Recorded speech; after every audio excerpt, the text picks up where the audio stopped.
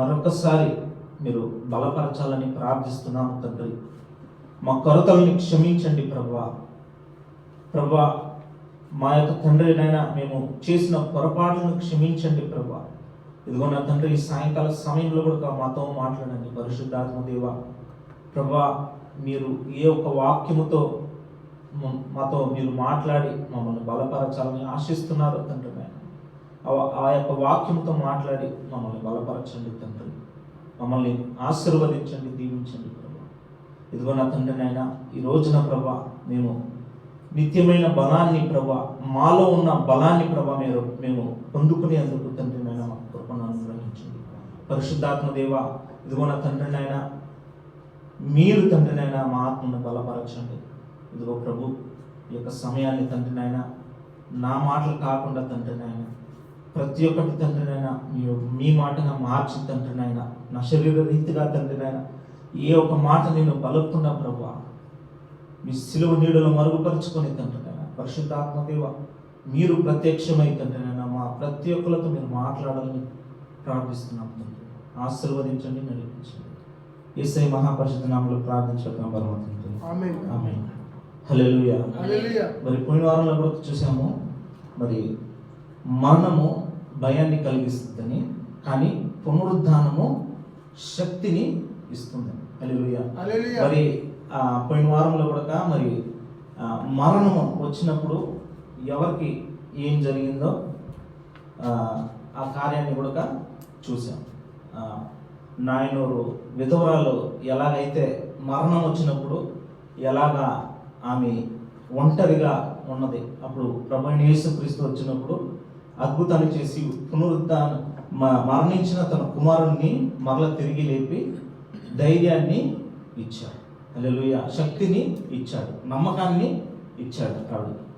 అదేలాగా మనము పరిశుద్ధాత్మ దేవుడు సంసోను పైన వచ్చినప్పుడు ఎలాగైతే శత్రు సైన్యాన్ని హతము చేశాడనే కార్యాన్ని కూడా మనము చూసాం. ఇదే రీతిగా ఆ కంటిన్యూషన్గా ఇవాళ కూడా పరిశుద్ధాత్మ గురించి మనము చూడబోతున్నాం. అంతకుముందు వాక్యానికి పోయే ముందుగా మనము ఒక విషయం చెప్పిన తర్వాత నేను చెప్పాలని ఆశిస్తున్నాను. మరి ఏంటంటే ఈ యొక్క చర్చ్ కొరకు చేస్తున్న ఈ యొక్క అరేంజ్మెంట్స్, పెయింటింగ్ అయినా, ఈ యొక్క ఏసీ అయినా, ఈ సెటప్స్ అన్నిటి కూడా ఖర్చులు ఎక్కువ ఉన్నాయి. కానీ మనం ఏమనుకున్నామంటే మన తరపున, సంఘం తరపున కొంచెము కానుక ఇవ్వాలని అనుకున్నాము. మీరందరూ ఇచ్చారు, సహకరించారు, అందుకు దేవునికి వందనాలు. కొంచెం ఒక 100 దినాలు అంతా మీరు ఇచ్చినంత చేర్చి పాస్టర్కి ఇచ్చాము. మరి పాస్టర్కి ఇచ్చినప్పుడు ఆయన ఒక మాట అన్నారు, ఇంతవరకు సంఘం వరకు ఎవరు ఇవ్వలేదు, మీరే ఇచ్చారు, థ్యాంక్స్ చెప్పండి సంఘానికి అని చెప్పారు. మరి ఇచ్చిన ప్రతి ఒక్కరికి కూడా వందనాలు చెల్లిస్తున్నా. మరి ఆ యొక్క ఫలితాన్ని ప్రభు మనకి ఇస్తారు. హల్లెలూయా, హల్లెలూయా. మరి మనకి ఈ క్యాంప్ మినిస్ట్రీలు ఉన్నాయి, దాని కొరకు కూడా మీరు ప్రార్థించండి. వచ్చే వారం నుండి మంగళవారం క్యాంప్ మినిస్ట్రీ జరుగుతూ ఉంటాయి కనుక ప్రతి ఒక్కరు ఖాళీ ఉండేవారు రావాల్సిందిగా మనం చేస్తున్నా. అదేలాగా మనము ఈస్టర్ ఆరాధన పెట్టుకోలేదు, కాకపోతే మనము వచ్చే వారంలో కూడా ఈస్టర్ ఆరాధన మనము పెట్టుకోవాలని ఆశిస్తున్నాం. ఇదే సమయంలో ఈస్టర్ ఆరాధన ఉంటుంది కనుక ప్రతి ఒక్కరు సిద్ధపడి రావాల్సిందిగా మనం చేస్తున్నా. ఈ యొక్క ఎక్సార్టేషన్ అంటాం కదండి, ఒక కీర్తన చదివి మధ్యలో దాన్ని వివరించడానికి. సో అది ఎందుకు చేస్తున్నామంటే అందరూ కూడా వాక్యాన్ని బోధించాలి. మనం వినేవారు మాత్రం కాకుండా ఆ వాక్యాన్ని కూడా బోధించేవారుగా మనం అందరం ఉండాలనేది ఆశ అనమాట. అందుకే అందరికీ అవకాశాలు ఇవ్వబడుతున్నాయి కనుక వచ్చే వారము మిగతా ఉన్న 61 నుండి 72 వరకు 78వ కీర్తన దాన్ని కూడా మీరు సిద్ధపడి రావాల్సిందిగా ఒక్కొక్క కీర్తన చదివి మీకు పరిశుద్ధాత్మ దేవుడు ప్రేరేపణ కలిగించినట్లయితే చెప్పండి, నేను మాట్లాడాలని ఆశిస్తున్నానని ఖచ్చితంగా మీకు అవకాశాలు ఇవ్వబడతాయి. సిద్ధపడండి. సిద్ధపడినప్పుడు ప్రభు ఖచ్చితంగా మాటలని ఇస్తారు. హల్లెలూయా. గాడిదే మాట్లాడింది బైబిల్లో కదా, గాడిదే మాట్లాడిందా లేదా? గాడిదే మాట్లాడింది. మనం మాట్లాడలేమా మైండ్ కొట్టుకొని? నేను కూడా ఒక గాడిలాగా ఉన్నాను, నాకు తెలుసు అసలు మాట్లాడను. ఈరోజు నిలబెట్టి మాట్లాడడానికి ప్రభు కృపను అనుగ్రహించారు. మనం గాడిల కంటే మోసం కాదు కదా. సో మనల్ని కూడా ఆయన వాడుకుంటారు. మనం గాడిల కంటే శ్రేష్ఠుల్ని ఆయన పోలికల్లో ఉండేవారు. హల్లెలూయా, ఆమేన్. మరి ఇప్పుడు కూడా దేవుని యొక్క వాక్యంలోకి వెళ్దాం.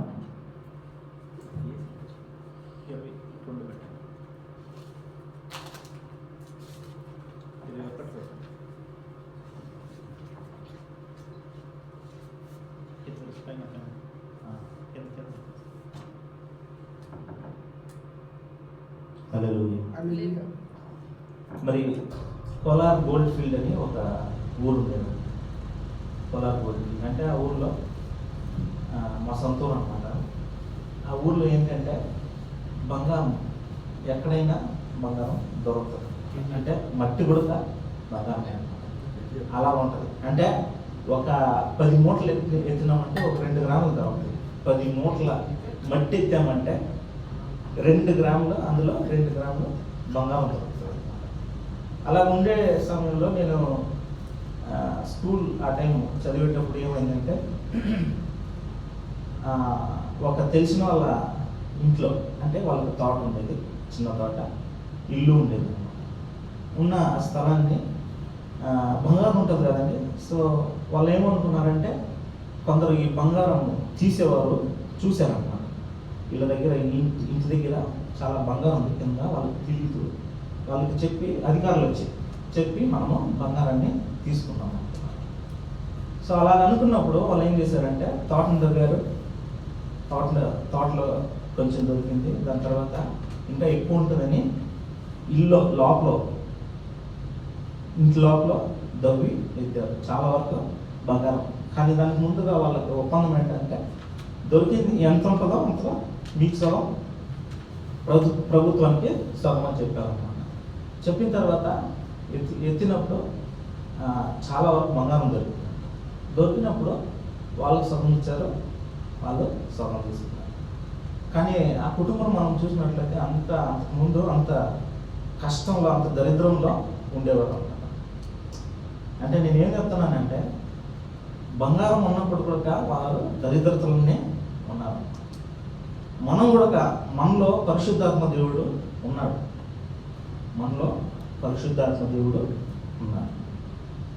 ఆయన లేడు అనుకొని మనం ఆత్మీయ స్థితిలో అంత దరిద్రంగా ఉంటాము.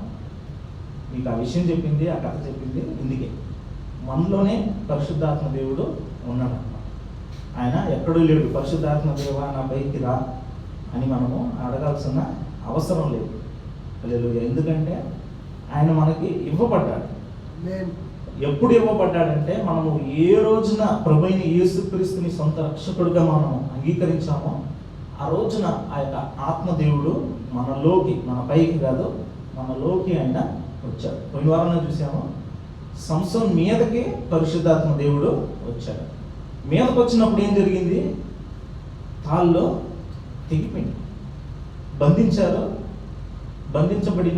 కట్టబడిన తాళ్ళలో పొడిగా ధూళైపోయాయి అన్నమాట, బూడిదైపోయింది. కానీ పైకి వచ్చిన పరిశుద్ధాత్మ దేవుడు అంత గొప్ప కార్యం చేయగలడంటే మనలో ఉన్న ఆ పరిశుద్ధాత్మ దేవుడు ఇంకా ఎంత గొప్ప కార్యాన్ని చేస్తారు. కారణం ఏంటంటే మనలో ఉన్న ఆ శక్తిని మనం ఇంకా గ్రహించలేదు. అది పునరుద్ధానపు శక్తి. హల్లెలూయా. పునరుద్ధానపు శక్తి. ఫిలిప్పీయులకు రాసిన పత్రిక 3:10.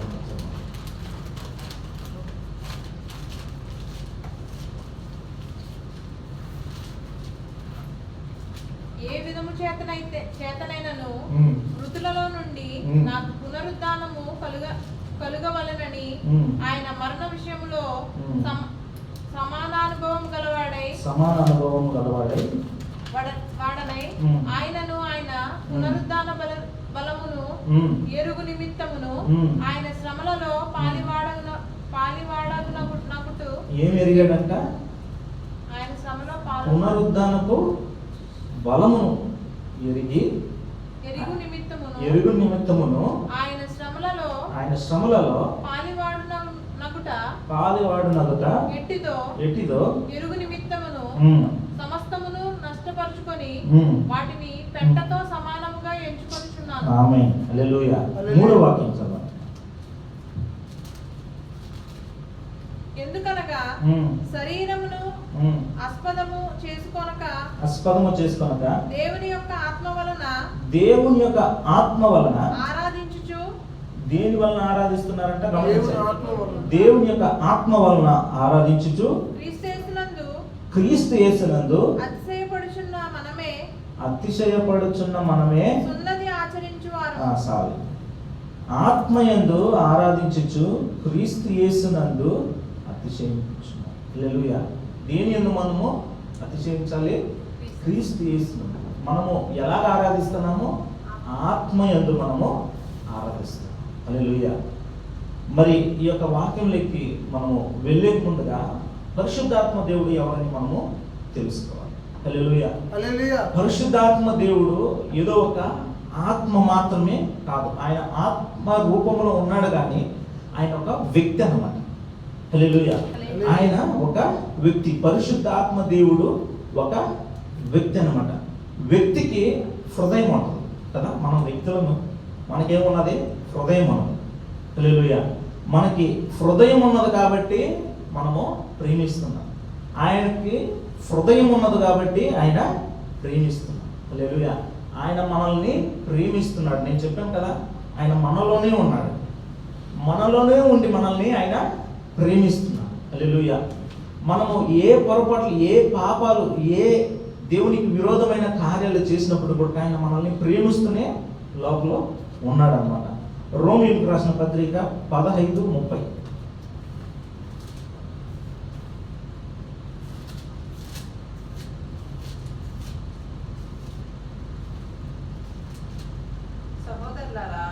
నేను యూదయలోనున్న అవిధేయుల చేతిలో నుండి తప్పింపబడి యెరూషలేములో చేయవలసి ఉన్న ఈ పరిచర్య పరిశుద్ధులకు ప్రీతికరమగునట్లు నేను దేవుని చిత్తం వలన. ప్రీతికరం అంటే ప్రేమపూర్వకంగా చేస్తున్నాను అనమాట. అంటే ఇక్కడ ప్రేమ అని ఉన్నది. ప్రేమ ఎవరు కలుగుతుందంటే హృదయం ఉన్నవారికే ప్రేమ కలుగుతుంది అనమాట. అప్పుడు పరిశుద్ధాత్మ దేవునికి హృదయము. హల్లెలూయా. హల్లెలూయా. మనము పరిశుద్ధాత్మ దేవుడు మనము చూసినట్లయితే మనము ఆయన్ని ఎఫెసీయులకు రాసిన పత్రిక 4:31 చదవండి.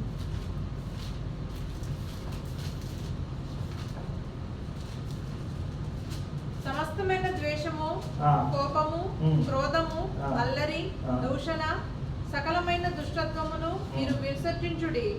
ఒకని ఎడల ఒకడు దయగలిగి కరుణా హృదయములై క్రీస్తునందు దేవుడు మిమ్మల్ని క్షమించిన ప్రకారము మీరును ఒకరినొకరు క్షమించుడి. 29 చదవండి.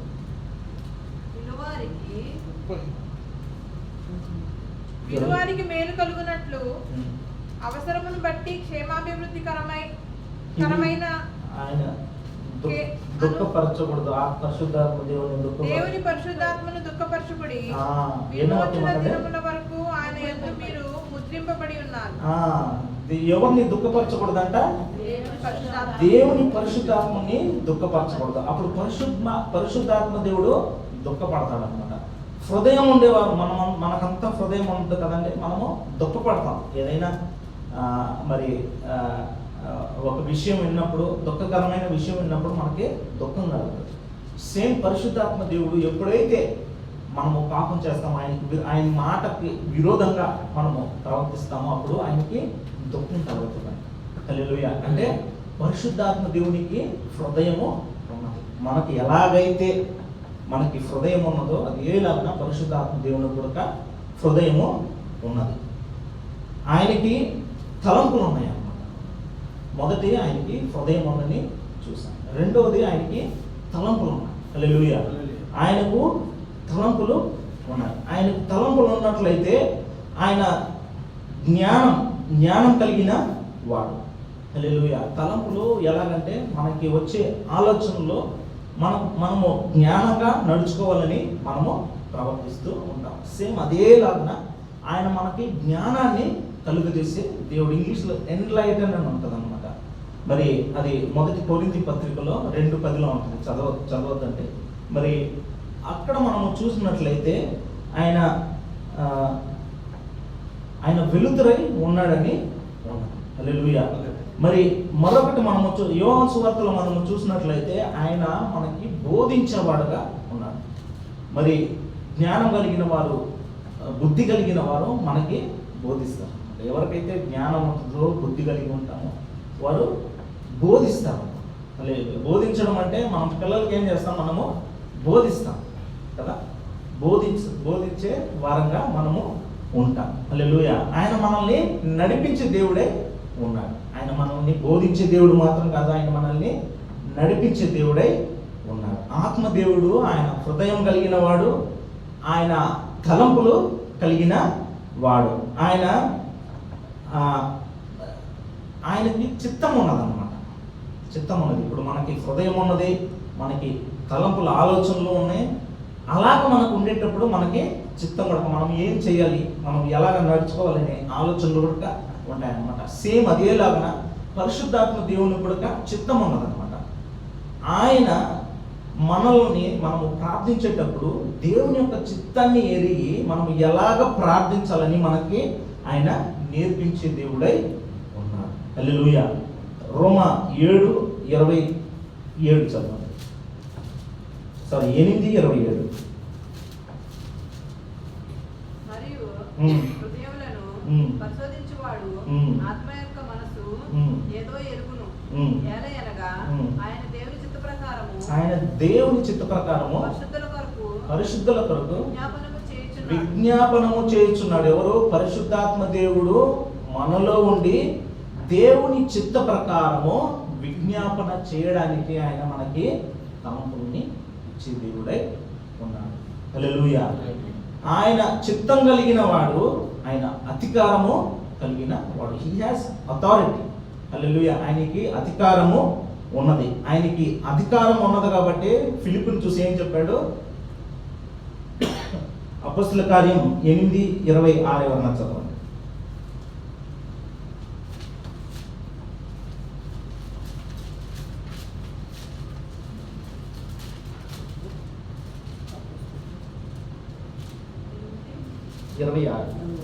ప్రభువు దూత, నీవు లేచి దక్షిణముగా వెళ్ళి యెరూషలేము నుండి గాజాకు పోవు అరణ్య మార్గమును కలుసుకొమ్మని ఫిలిప్పుతో చెప్పగా అతడు లేచి వెళ్ళెను. ఫిలిప్పుతో చెప్పాడు అనమాట, ఇలాగా ఈ మార్గంలో వెళ్ళాను. ఆయన చిత్తం ఉన్నప్పుడు ఆయన అధికారముతో మాట్లాడే దేవుడై ఉన్నాడు. అలాగనే ఫిలిప్పుని నడిపించి ఉన్నాడు. మరి పరిశుద్ధాత్మ దేవునికి హృదయం ఉన్నది, పరిశుద్ధాత్మ దేవునికి ఆలోచన ఉన్నది, తలంపులు ఉన్నాయి, పరిశుద్ధాత్మ దేవునికి చిత్తం ఉన్నది. ఈ 3 ఉండేవారిని వ్యక్తులు అంటారు, మనుషులు అంటారు. సేమ్ ఈ 3 పరిశుద్ధాత్మ దేవునికి ఉన్నాయి కాబట్టి పరిశుద్ధాత్మ దేవుడు ఒక వ్యక్తి అన్నమాట. హల్లెలూయా. పరిశుద్ధాత్మ దేవుడు ఏదో ఒక ఆత్మ వచ్చింది, అది వచ్చింది, ఇది ఇలాగ వచ్చింది అని మనము అనకూడదు. ఆయన పరిశుద్ధాత్మ దేవుడు, ఆయన త్రియేకములో ఒకడై ఉన్నాడు. మనము ఆదికాండం 1వ అధ్యాయంలో మనము చూసినట్లయితే ఆదికాండం 1:1 ఏం చెప్తుందంటే దేవుని గురించి వివరిస్తుంది. ఆదికాండం 1:2 పరిశుద్ధాత్మ దేవుని గురించి రాయబడి ఉన్నది. ఆదికాండం 1:3 క్రీస్తు యేసును గురించి ఉన్నది. మొదటి 3 అధ్యాయాలు మనం చూసినట్లయితే ఆదికాండం 1:1, 1:2, 1:3లో దేవుడు పరిశుద్ధాత్ముడు, అదేలాగా ప్రభువైన యేసుక్రీస్తు గురించి అక్కడ రాయబడి. హల్లెలూయా. హల్లెలూయా. మరి ఆయన వ్యక్తి అయినాడు, కానీ పరిశుద్ధాత్మ దేవుడు ఎప్పటి నుండి ఉన్నాడో ఆది అందు ఉనికిలో నుండి ఉన్నాడు. ఆయన ఆది నుండి మనము ఎలాగైతే ఆదికాండం 1:2లో చూసామో అదేలాగా ప్రకటన గ్రంథం 22 వరకు పరిశుద్ధాత్మ దేవుడు ఉన్నాడు. ఆయన ఏదో మధ్యలో వచ్చి మధ్యలో అలాగా వెళ్ళిపోయిన దేవుడు కాడు. హల్లెలూయా. మనలో కూడా ఆయన మధ్యలో వచ్చి మధ్యలో వెళ్ళిపోడు. ఎప్పుడైతే మనం రక్షణ పొందుతామో ఆ క్షణమే ఆయన వస్తాడు. ఆయన వచ్చినోడు మరలా వెళ్తాడా? వెళ్ళడు. ఆయన తిరిగి వెళ్ళడు. మనమే అనుకుంటున్నాం దేవుడు నన్ను విడిచి వెళ్ళిపోయాడని, కానీ ఎన్నడూ ఆయన మనల్ని విడిచి వెళ్ళని దేవుడై ఉన్నాడు. హల్లెలూయా, హల్లెలూయా. మరి దేవుడు అలాగా ఆ పరిశుద్ధాత్మ దేవుడు మనలో నివసించాలని ఆయన ఆశిస్తున్నాడు. కానీ మనము చేసే పొరపాట్ల నిమిత్తమై ఆయన ప్రభావం ఎక్కువ మన జీవితంలో ఉండదన్నమాట. హల్లెలూయా. ఆయన చేయదలుచుకున్న ఆ కార్యాలు ఆయన చేయకుండా మౌనంగా ఉన్నాడన్నమాట. ఎందుకంటే మన చిత్తాన్ని నెరవేరుస్తున్నాం, కానీ ఆయన స్వరానికి మనము లోబడటం లేదు. హల్లెలూయా. ఆయనకి మనము చెవియొగ్గి మనము సమర్పించడం లేదు. అందుకోసము ఆయన ఏ కార్యము మన జీవితంలో చేయలేకుండా పోతుంది. ఏదైనా కూడా మనమే ముందడిగేసి వెళ్ళిపోతూ ఉన్నాం.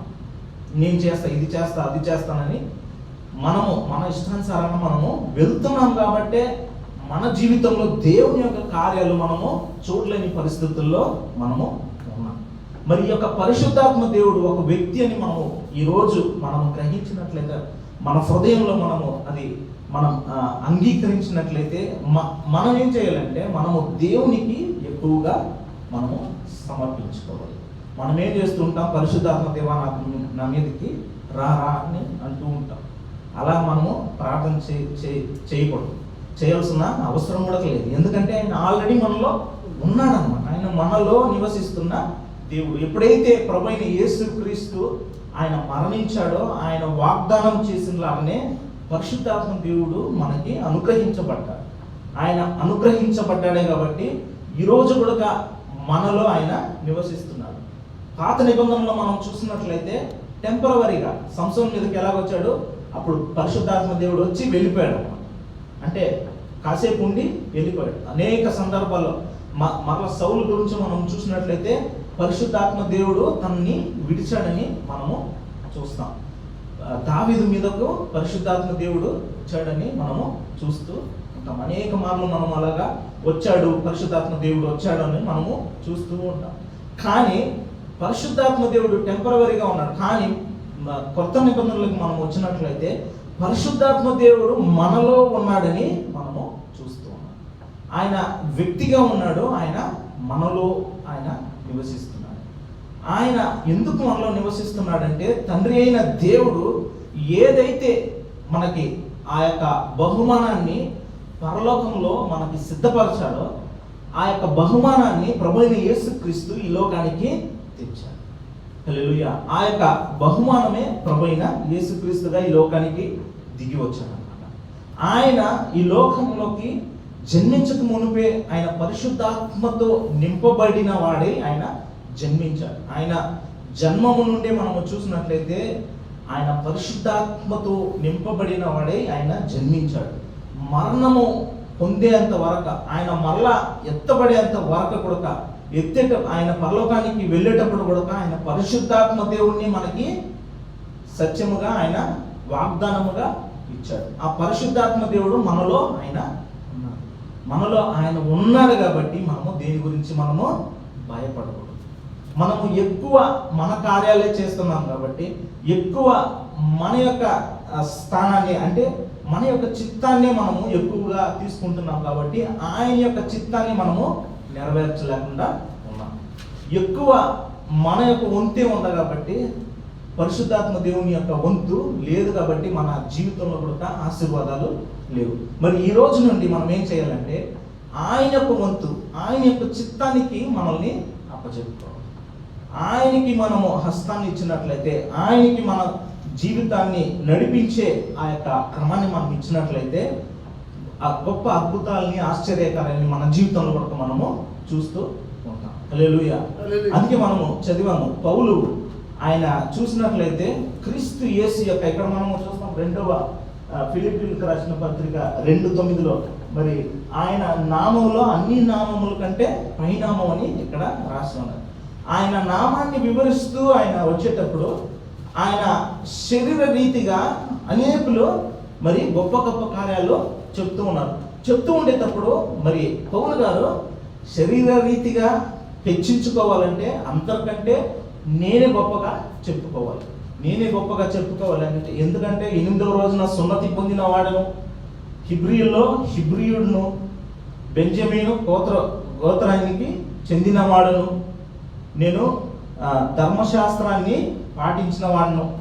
మరి గమాలియేలు చదువుకున్నాడు అనమాట. గమాలియేలు ఆ యొక్క స్కూల్ ఉంటుంది కదా, ఆ రోజుల్లో గమాలియేలు స్కూల్ అంటే మన ఊర్లో ఐఐటి ఉంటుంది కదండి, ఐఐటి అంటే మించిందనమాట. అలాంటి స్థాయిలో ఉన్న ఆ యొక్క చదువుని చదివిన ఒక వ్యక్తి అనమాట. అది మాత్రం కాదు, ఆయన రోమా ప్రభుత్వం ఆ రోజుల్లో పరిపాలిస్తున్నప్పుడు రోమా ఆ యొక్క పౌరసత్వాన్ని కలిగిన ఒక వ్యక్తిగా ఉన్నాడు. ఆ రోజుల్లో రోమా పౌరసత్వం కలగడం అనేది ఏంటంటే, ఈరోజు మనకి యుఎస్ వీసా సిటిజన్షిప్ దొరకాలని ఎంతోమంది ప్రయత్నిస్తున్నారు కదా, దానికి సమానం అన్నమాట. ఈ రోజుల్లో చూసుకున్నప్పుడు ఆ యొక్క అమెరికన్ సిటిజన్షిప్ అంటే, ఇక్కడ కువైట్లో మనకు తెలుసు అమెరికన్ సిటిజన్స్ అంటే వాళ్ళు కువైట్లోనే భయపడతారు అన్నమాట, వాళ్ళకే భయము. అలాంటి ఒక పౌరసత్వం కలిగిన ఒక వ్యక్తి అన్నమాట. కానీ ఇలాంటి వ్యక్తి ఏం చేస్తున్నాడంటే, ఇవన్నీ దేనికి పోలుస్తున్నాడో, గంటకు పోలుస్తున్నాడు. ఈ యొక్క శరీర రీతి అయిన మేలులు, మెప్పులు, ఇవన్నిటిని కూడా క్రీస్తుకి పోల్చినప్పుడు అన్నిటినీ తనకు కలిగిన అన్నిటినీ దేనికి పోలుస్తున్నాడో, గంటకు పోలుస్తున్నాడు. హల్లెలూయా. He makes equal to waste, garbage లాగా. అంటే అది దేనికి పనికిరాదు అన్నట్టు. ఎందుకంటే ఆయన ఆ క్రీస్తు యేసు యొక్క మహిమ ఐశ్వర్యానికి తను తాను అప్పగించుకున్నాడు. హల్లెలూయా. మరి ఈ లోకంలో కూడా మనము అనేక కార్యాలను బట్టి, ఒకవేళ మన డబ్బును బట్టో, మన హోదాను బట్టో, లేకపోతే మనం ఉండే గొప్ప స్థాయిని బట్టో, మన కుటుంబాన్ని బట్టో, దేన్ని బట్టో మనము అనేక మార్లు మరి గొప్పగా చెప్పుకుంటూ ఉంటాం. మనము పౌలు గారి గురించి చూస్తే, అసలు మనము పౌలు గారు అంత చదివి అంత గొప్ప గోత్రం నుంచి వచ్చిన వాడు క్రీస్తు యొక్క ఖైదీగా మారాడనమాట. క్రీస్తుకి బానిసగా మారిపోయాడు అనమాట, యేసయ్యకు. ఎందుకంటే ఆయన హెచ్చించేది ఆయనే. హల్లెలూయా. గొప్ప చేసేది ఆయనే. ఆయన్ని గొప్ప చేసింది ఆయన. ఆయన సువార్తను ప్రకటించడానికి ఆయన ఈ ప్రభువైన యేసుక్రీస్తు చేసిన ఆ త్యాగాన్ని ఆయన దేనికి పోల్చగలను అని వివరిస్తూ. హల్లెలూయా, హల్లెలూయా. మరి పౌలు గారు చూసినట్లయితే ఆయన్నే ఘనపరుస్తూ ఉన్నాడు అన్నమాట. మరి ఈ రోజుల్లో మనము ఆయన్ని ఎలాగ ఘనపరుస్తున్నాం? హల్లెలూయా. మనము ఎలాగా ఆయన్ని మహిమపరుస్తున్నాము? మనము ఆయనను మహిమపరుస్తున్నామా? యేసయ్యని మహిమపరుస్తున్నామా? పరిశుద్ధాత్మ దేవుణ్ణి మహిమపరుస్తున్నామా? లేకపోతే దుఃఖపరుస్తున్నామా అని ఇవాళ మనము తెలుసుకోవాలి. హల్లెలూయా. ఆ ఉన్నతమైన క్రీస్తు యేసులో దాగి ఉన్న ఆ ఐశ్వర్యాన్ని మనకు అందించాడు పరిశుద్ధాత్మ దేవుడు. ఆయన అందించాడు కాబట్టి ఆ రక్షణ మనకి దొరికింది. లేకపోతే ఏదో విగ్రహ ఆరాధనలో మనము ఉండేవాళ్ళం. ఈ రోజున రక్షణ మనకు దొరికింది. అదే రక్షణ కూడా అనేకులకి దొరకాలి. ఈ యొక్క రక్షణ, ఈ యొక్క ప్రభువైన యేసుక్రీస్తే మనకి శ్రేష్టమైన ఐశ్వర్యముగా ఉన్నది. మనకి ఆయనే శ్రేష్టమైన ఐశ్వర్యముగా మారాలి. హల్లెలూయా. మనకు ఆయనే ఎక్కువగా మన జీవితంలో మారాలి. హల్లెలూయా. ఎక్కువగా మన ఉద్యోగం ఉండకూడదు, మన బిడ్డలు ఉండకూడదు, భార్య ఉండకూడదు, భర్త ఉండకూడదు. హల్లెలూయా. మన డబ్బు ఉండకూడదు, మన ఇల్లు ఉండకూడదు, మన బంధువులు లేకపోతే మన తల్లిదండ్రులు లేకపోతే మన స్నేహితులు వాళ్ళు ఉండకూడదు. ఎక్కువ ఎవరు ఉండాలి? యేసయ్య ఉండాలి. హల్లెలూయా, హల్లెలూయా, హల్లెలూయా. అందుకే మనం పౌలు ఈ యొక్క ఫిలిప్పీలకు రాసిన పత్రిక అంతా మీరు చదివినట్లయితే క్రీస్తు గురించి అంత మంచిగా ఆయన వివరిస్తూ ఉంటాడన్నమాట. హల్లెలూయా. ఆయన చేసిన ఆ త్యాగానికి దేన్ని పోల్చగలను అంటూ ఆయన వివరిస్తూ ఉంటాడు. ఆయన ఎప్పుడైతే రక్షణ పొందాడో ఆ యొక్క పరిశుద్ధాత్మని ఆయన పొందుకున్నాడు. ఆ క్రియలను జరిపించింది ఎవరు? పరిశుద్ధాత్మ దేవుడు. ఆయనలో పరిశుద్ధాత్మ దేవుడు ఉన్నాడు కాబట్టి క్రియలను జరిపించాడు. హల్లెలూయా. ప్రతిరోజు ఈ యొక్క పరిశుద్ధాత్మ యొక్క క్రియ మన జీవితంలో జరుగుతూనే ఉండాలి. కావాల్సిన ప్రత్యేక ఆశీర్వాదం, ఈ లోకంలో కావాల్సిన ప్రత్యేక ఆశీర్వాదం కూడా మనము వెళ్ళేటప్పుడే ఆయన మనకి అనుగ్రహిస్తాడు. ఎలాగైతే ఐగుప్తు దేశంలో నుండి మరి ఆ ప్రజలు బయలుదేరి వెళ్ళారో మరి దేవుని యొక్క మాటను విని వారు ఆ యొక్క ఎర్ర సముద్రము రెండుగా బాయిల్ చేయనప్పుడు వాళ్ళు నడుచుకుంటూ వెళ్ళారు. నడుచుకుంటూ వెళ్ళేటప్పుడు ఆ సముద్రంలో వాళ్ళకి ఏం దొరుకుండదు అనుకుంటారా? అన్ని దొరుకుంటాయి. పెద్ద పెద్ద చేపలు దొరుకుంటాయి, పీతలు దొరుకుంటాయి. వాటన్నిటిని కూడా తీసుకొని వెళ్ళుంటారు. మరి ఇంకా ఏమేమి దొరుకుంటాయో ఆ సముద్రంలో మనకు తెలియదు. కాకపోతే ప్రతి ఒక్కటి వాళ్ళకి దొరికాయి. సేమ్ మనం కూడా ప్రభు చూపించే మార్గంలో మనం వెళ్ళినట్లయితే మనం వెళ్ళే మార్గంలోనే మనకు అన్నీ దొరుకుతూ ఉంటాయి. ఆయన అద్భుతంగా ఆయన మనకి కావాల్సిన కార్యాలన్నీ ఆయన నెరవేరుస్తూ వస్తాడన్నమాట. హల్లెలూయా, హల్లెలూయా. మనం అదేలాగా మనం చూసినట్లయితే అపోస్తుల కార్యం 3:2-4 వరకు కూడా పుట్టినది మొదలుకొని పుట్టివాడైన యొక్క మనుషుడు మోసుకొని పోబడుచుండెను. వాడు దేవాలయంలోనికి వెళ్ళు వారిని భిక్షమడుగుటకు కొందరు ప్రతిదినము వారిని శృంగారమును దేవాలయపు ద్వారం వద్ద ఉంచుచూ వచ్చిరి. హల్లెలూయా. ఆ యొక్క భిక్షగాడు మరి కాళ్ళు లేవన్నమాట. తను దేవాలయం దగ్గర సౌందర్యము అనే ఆ యొక్క ద్వారం దగ్గర లేకపోతే వాకిటి దగ్గర ఆయన కూర్చున్నాడు. ఈ యొక్క యెరూషలేం దేవాలయం చూసినట్లయితే అనేకమైన గేట్స్ ఉంటాయి, అనేకమైన ద్వారాలు ఉంటాయి. కానీ ఆయన సౌందర్యము అనే ఆ యొక్క గేట్ దగ్గర కూర్చొని ఉంటాడు అనమాట. కూర్చున్నప్పుడు మరి పౌలు యోవాను అలాగా వెళ్తూ ఉన్నారు. మరి ఏ సమయంలో పేతురు యోవాను అలాగా వెళ్తున్నారంటే వారు పరిశుద్ధాత్మను పొందిన తర్వాత. మనకు పేతురు గురించి తెలుసు. పేతురు ఏం చేశాడని 3 సార్లు బొంకాడు. ఏసై తెలియదని 3 సార్లు బొంకాడు అనమాట. బొంకిన అతను ఇలాగ మారాడు అని మనం చూసినట్లయితే ఆయన పెంతెకొస్తు రోజున పరిశుద్ధాత్మని పొందుకున్నాడు. ఆ రోజు పొందుకున్న ఆ పరిశుద్ధాత్మ దేవుడు ఆ యొక్క ఎంతమంది అయితే వారు పొందుకున్నారో ఆ రోజు నుండి ప్రతి ఒక్కరికి మనకి పరిశుద్ధాత్మని అనుగ్రహిస్తూ వస్తున్నాడు అనమాట. ఆ పరిశుద్ధాత్మ దేవుడు వారు పొందుకున్నప్పుడు అలానే వెళ్ళిపోలేదన్నమాట.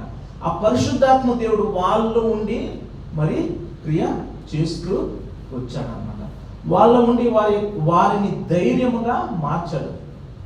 మరి పిరికితనంలో ఉన్న పేతురుని ధైర్యముగా ఆయన మార్చాడు.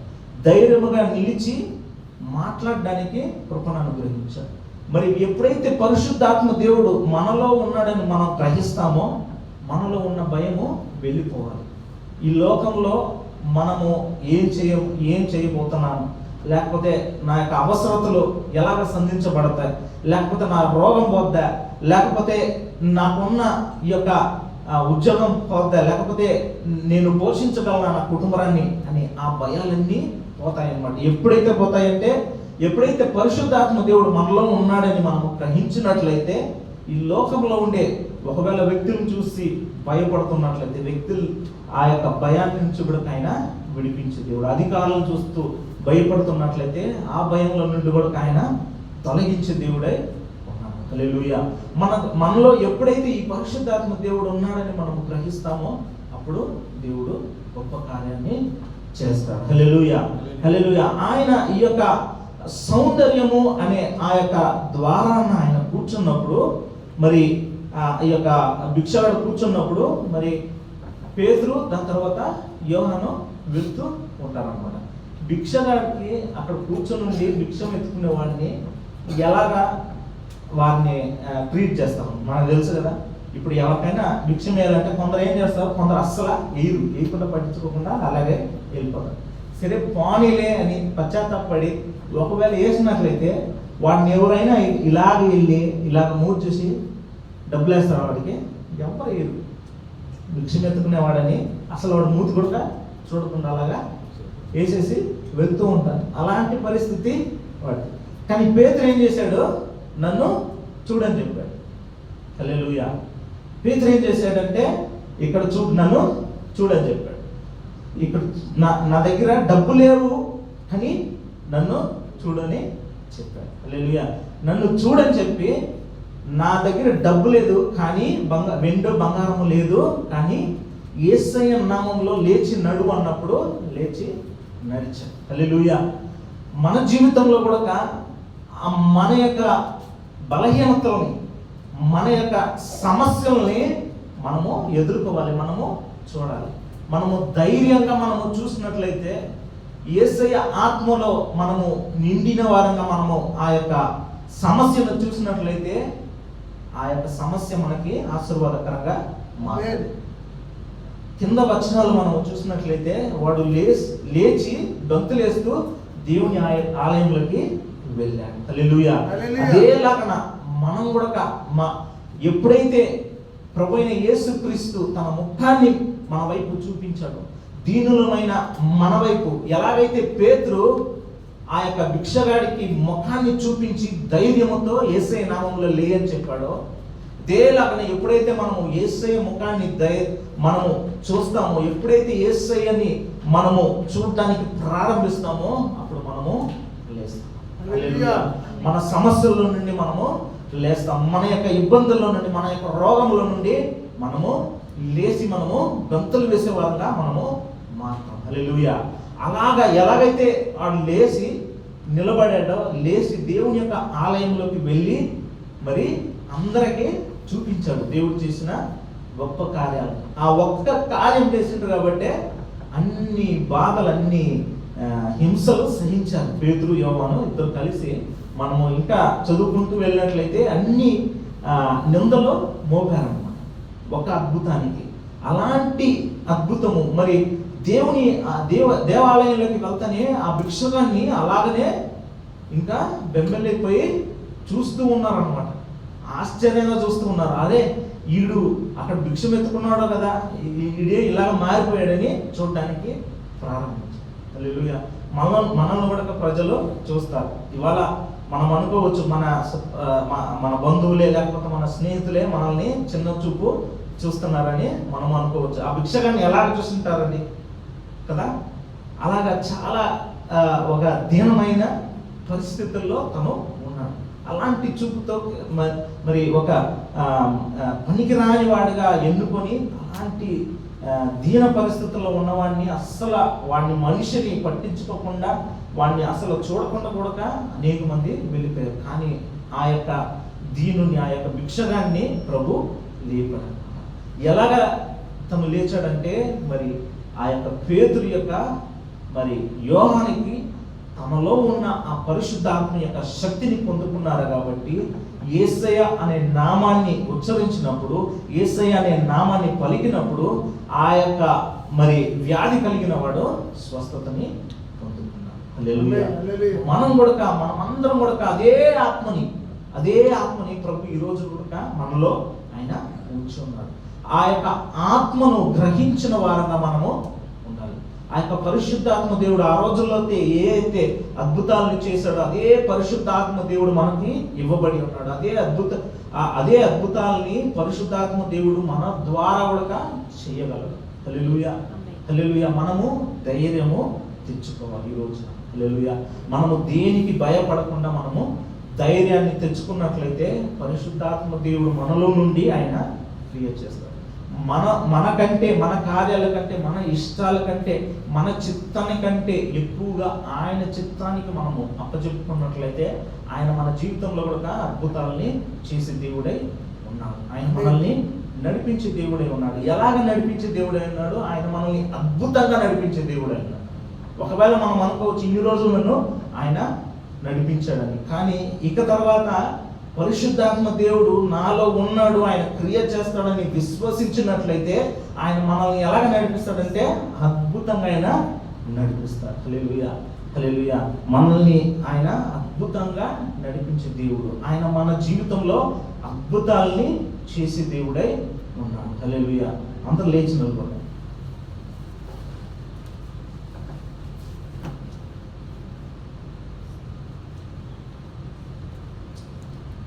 ఒకవేళ పరిశుద్ధాత్మ దేవుడు అంటే ఏదో అనుకున్నాను నేను ఇన్నాళ్ళు, ఆయన ఒక వ్యక్తి కాదని, లేకపోతే పరిశుద్ధాత్మ దేవుడు నాలోనే ఉన్నాడు అని నేను గ్రహించలేదు ఇన్నాళ్ళు. ఈరోజు నేను తెలుసుకున్నాను, పరిశుద్ధాత్మ దేవుడు ఎప్పుడైతే రక్షణ పొందానో ఆ రోజు నుండి నాలో ఉన్నాడని. అందరం కూడా ప్రార్థన చేద్దాం. ఒకవేళ పరిశుద్ధాత్మ దేవుణ్ణి నువ్వు దుఃఖపరిచి ఉండొచ్చు, కాసేపు సమయాన్ని తీసుకోండి. చాలా ప్రాముఖ్యమైన విషయం. పరిశుద్ధాత్మ దేవుడు అనేది మనము తృణీకరించకూడదు. పరిశుద్ధాత్మ దేవుడు చాలా ప్రాముఖ్యమైన ఒక భాగముగా మన జీవితంలో ఉన్నాడు. ఆయన నీలోనే ఉన్నాడు. నువ్వు పాపం చేసావా, ఆయన దుఃఖపడ్డాడు. నీ జీవితంలో కార్యం జరగలేదా, ఎందుకంటే నువ్వు ఆయనకు మించి చేసావు కాబట్టి నీ జీవితంలో ఆయనకు చోటు లేకుండా పోయింది. ఈ రోజున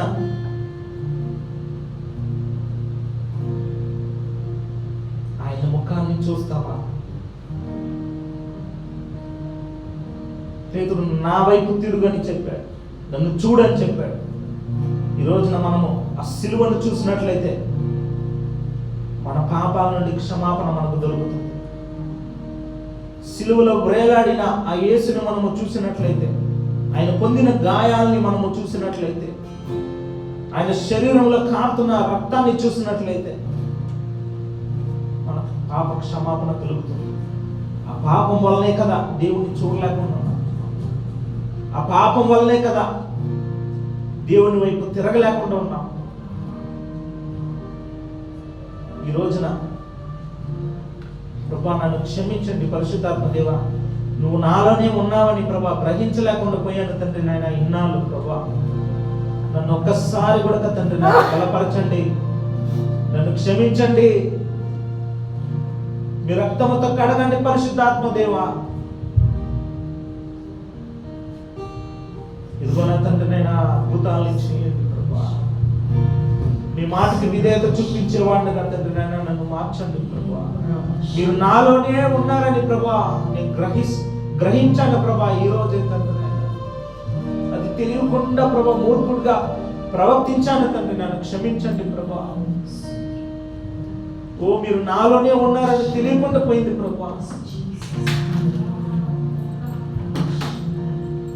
అందరూ కూడా సమర్పించుకోండి ప్రభా. మీరు నాలోనే ఉన్నారు యేసయ్య. పరిశుద్ధాత్మ దేవా మీరు నాలోనే ఉన్నారు ప్రభా. నన్ను విడిచిపోలేదు తండ్రి. నువ్వు ఎంత పెద్ద పాపం చేసినప్పుడు కూడా నేను విడిచిపోలేదు. కాకపోతే ఆయన దుఃఖంతో నీలో ఏడుస్తూ మూలుగుతూ ఉన్నాడు. ఈ రోజున విధేయత చూపించి నీ ఆశీర్వాదాలు అడ్డై ఉన్నాయి. నీ కుటుంబము దీవించబడలేకున్నదంటే ఇదే కాదు. క్షమించలేకుండా ఉన్నాము, ఎవరినో క్షమించలేకుండా ఉన్నాము. నీకు విరోధంగా చేశారా, నాకు ఇంత గాయాన్ని ఏర్పరచాలి, నేను ఎలాగ వారిని క్షమించలేకుండా ఒకవేళ ఉన్నట్లయితే ఈ రోజున వారిని క్షమించు. నీలో ఉన్న పరిశుద్ధాత్మ దేవుడు గొప్ప కార్యాలు చేయబోతున్నాడు. ఆయన నిన్ను గొప్పగా నడిపించాలని ఆయన ఆశిస్తున్నాడు. ఆయన నిన్ను గొప్పవాడిగా చేయాలని ఆశిస్తున్నాడు. నీకు దీవెనలు ఇవ్వాలని ఆయన ఆశిస్తున్నాడు. క్రీస్తు యేసులో దాగి ఉన్న ఆ మహిమ ఐశ్వర్యాన్ని నీకు ఇవ్వాలని ఆశిస్తున్నాడు. ఈ రోజున ప్రతి ఒక్క ఆశీర్వాదాన్ని నీకు ఇవ్వాలని పరిశుద్ధాత్మ దేవుడు ఆశిస్తూ ఉన్నాడు.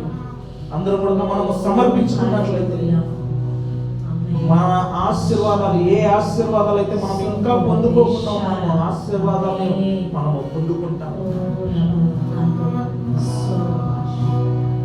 ఓ పరిశుద్ధాత్మ దేవ అదుగోన తండ్రి, ఈ సమయంలో కూడా ప్రభా మీరు ఎవరనేది తండ్రినైనా గ్రహించడానికి ప్రభా మీరు మాతో మాట్లాడినందుకు మీకు వేలాది వందనాలు తండ్రి. పరిశుద్ధాత్మ దేవ మీరు మాలోనే ఉన్నారు యేసయ్య. నేను గ్రహించలేదు యేసయ్య, నేను క్షమించండి ప్రభా. ఇదిగో ప్రభా ఈ రోజు నుండి తండ్రినైనా విధేయత కలిగి ప్రభా మీ స్వరాన్ని వింటూ తండ్రినైనా మీకు విధేయత చూపిస్తూ తండ్రి నాయన మీ యొక్క మాటకు లోబడుతూ తండ్రి నాయన జీవించడానికి నన్ను నేను సమర్పించుకుంటున్నాను యేసయ్య. మమ్మల్ని ఆశీర్వదించండి తండ్రి నాయన. ఇదిగో ప్రభా ఎక్కువ చోటు తండ్రి నాయన మీకు ఇస్తున్నాము తండ్రి నాయన. మమ్మల్ని దీవించండి ప్రభా. అడ్డుపడిన ప్రభా తండ్రి నాయన చేతికి రాకుండా ప్రత్యేక ఆశీర్వాదాలు తండ్రి పరిశుద్ధాత్మ దేవ మీరు మాకు అందజేయండి. కృపను అనుగ్రహించండి, నడిపించండి తండ్రి నాయన. మీ ఆత్మ ప్రభా ప్రతి ఒక్కరిని నింపినందుకు మీకు వందనాలు. ప్రతి ఒక్కరు తండ్రి నాయన పరిశుద్ధాత్మ దేవుడు నాలో ఉన్నాడనే ఆ నిరీక్షణతో ఇక్కడ నుండి బయలుదేరి వెళ్ళడానికి కృపను అనుగ్రహించండి. ప్రతి ఒక్కరిని ప్రభా ఈ ఒక వారం అంతా కూడా మీరు దీవించి ఆశీర్వదించి మహిమపరచండి. మీ నామానికి మాత్రం మహిమ కలుగునుగా. ఆశీర్వదించండి, నడిపించండి. యేసయ్య మహాపరిశుద్ధనామములో ప్రార్థించుచున్నాను పరమ తండ్రి. ఆమేన్. నా ప్రాణమా యెహోవాను స్తుతించు, నా అంతరంగ సమస్తము ఆయన పరిశుద్ధ నామమును ప్రాణమా యెహోవాను స్తుతించు, ఆయన చేసిన ఉపకారములను దేనిని మరువకు. ఆమేన్. ఆశీర్వాదం తండ్రి అయిన దేవుని యొక్క ప్రేమ, కుమారుని యొక్క కృపయు, పరిశుద్ధాత్మ యొక్క అన్యోన్య సహవాసము మీకు సదాకాలముతో ఉండుగాక. ఆమేన్.